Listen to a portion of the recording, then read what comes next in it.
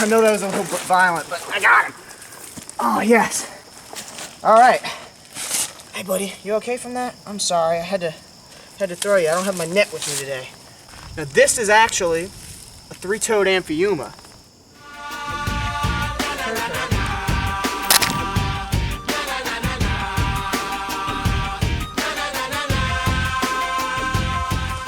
Hey guys, I'm Zachary Gray, and today we're going to be out here looking for some little critters. I've been wanting to show you guys some of the little mud turtles we got back here, some of the crawfish, and some of the other cool little critters we got. So yeah, let's check it out.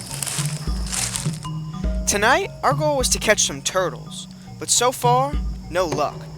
But there's definitely plenty of life out right now. Look at that. Yeah, look at that. Here, let me pick him up. Just a little bronze frog. Kinda gotta watch your step with these little guys everywhere, because look at this.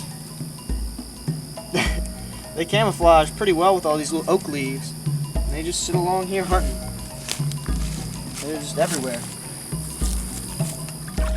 Since the turtles don't seem to be out tonight, I decided to change targets and try and catch an amphiuma, but it's not gonna be easy. So what I'm gonna do, normally they stay pretty chill until I get in the water. Let me turn on my headlamp where I have a little bit of... Since I don't have a net, this is going to be a little bit tricky. I'll have to throw him up on land before he has time to dart off into a hole. Nice and quick. Got him. One thing is... there he is. He's gone. Into a crawfish hole. So that's why you don't try and grab an amphiuma. I've gotten pretty good at throwing them up on land, but that's about all you can do with them, because they just take off right back into a burrow, or they can even dig straight down. So grabbing them is pretty rough. Normally it's best to use it as another one, or it's the same one that popped out. Where'd he go? Where'd he go? I lost him that time. Here, buddy. Yeah, that's two that gave me the slip. About 10 seconds. Big old amphiuma. All right, hang on. It's super aware though. I doubt I'll be able to get it. I need to crawl past this stick to be able to get it good. Or I can just move the stick. I know that was a little bit violent, but I got him! Oh, yes. Alright. Hey, buddy, you okay from that? I'm sorry, I had to throw you. I don't have my net with me today. Now, this is actually a three-toed amphiuma. Actually a salamander, believe it or not. It looks a lot like an eel, but this is a salamander. It's a little bit hard to show you guys this little creature because I don't have a net to put it in, and it's almost impossible to hold up. And I didn't bring a little container with me.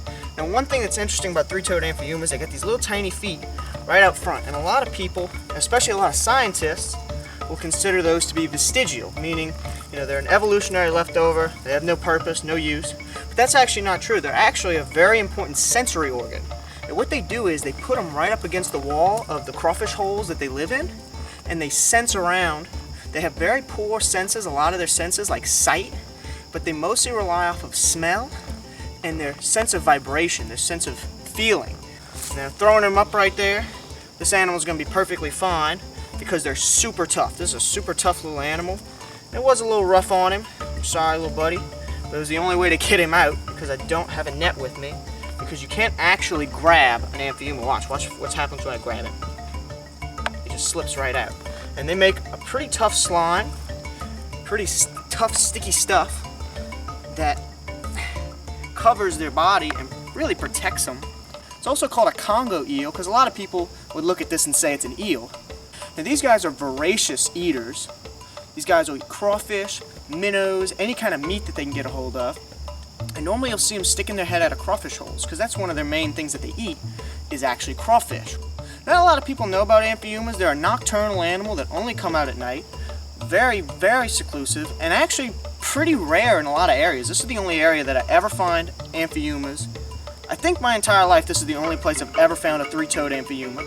They have a light grayish color with that line on the bottom, and they're different from a siren. A siren has 2 feet in the front of its body and no back feet, and their front feet are a little bit bigger, and they have a more greenish tinge to them with little spots. Look at his little derpy face. He's a cutie. He's very much so a cutie. Now they will bite, but they're not aggressive, meaning they don't bite in self-defense. They'll bite thinking you're food, like if I wiggled my finger in front of him, he may bite it. But they won't just bite out of defense, because that's not too good for them, but they got a pretty hard bite. Let me see. I think I've got a water bottle with me, because I want to keep him out the water just a bump longer. So, wet my hands, wet him. Little bit of a rough catch, and I'm sorry, little buddy. I know that was pretty rough on you, disturbing your night, but once you put him back, he's going to go back into the water. He's going to hunt, he's going to go around, and he's going to go back to the way he was pretty much spending his night. Not going to disturb him too much. One of their biggest predators is actually mud snakes. It's a snake that mostly eats amphiumas and sirens, which is pretty cool.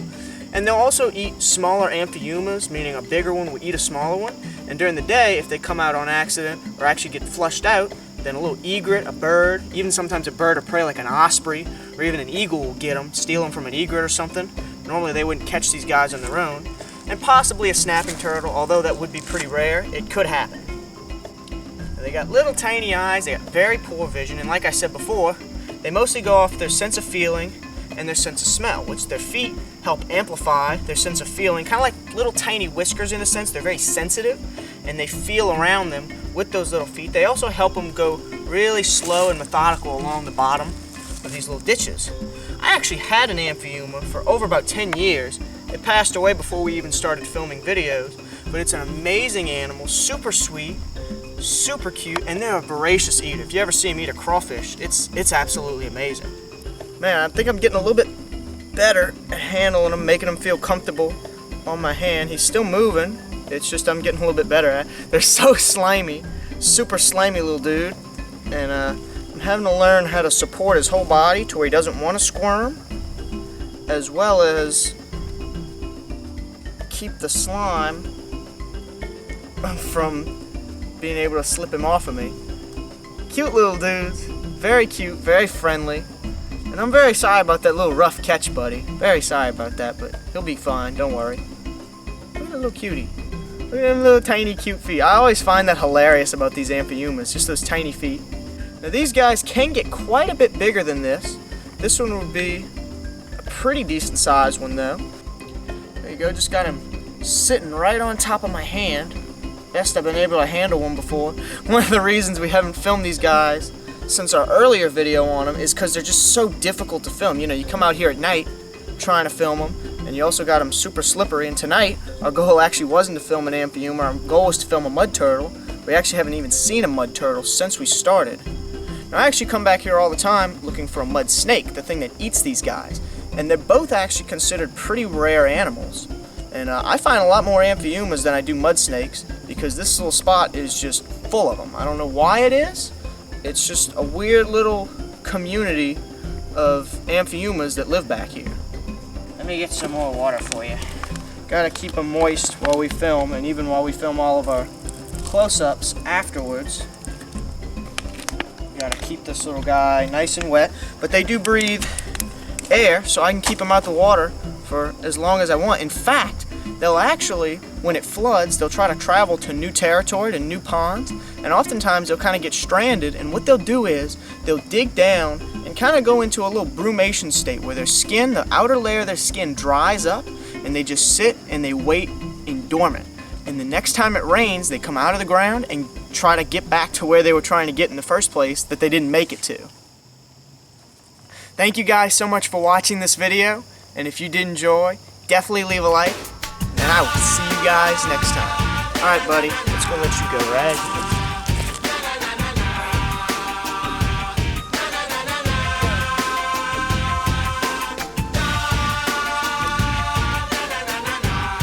Wow. Here you go.